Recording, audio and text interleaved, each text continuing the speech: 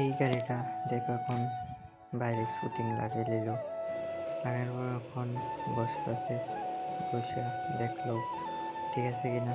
তারপরে ডুফটিং লাগাইয়ে লাইলো, ডুফটিং লাগানোর পর কাটাটা হয়ে গেল, পেপারটা বয়ে নিল, বয়ে টয়ে সাইরা এবার সার্ভাসার মারতেছে। সার্ভাসার শুধু যে জায়গাটা টেপ থাকে ফুটিং দিয়ে যেটা সার্ভাসার মারে, তারপরে রং মারতেছে যেই জায়গাটা সার্ভাসার মারলো টেপ মারলো মতন এই জায়গাটা রং মারে। মারার পর যখন রং মারা কমপ্লিট, এখন ক্লিয়ার মারতেছে, ক্লিয়ার টেপ মারা শেষ। তারপরে থিনার মারতেছে, থিনারটা একটা জোড়া আছে, জোড়াটারে মিলিয়ে দিছে। তারপরে এবার গাড়ির ফাইনাল লুকটা দেখো কেমন হয়েছে, ফাইনাল লুক।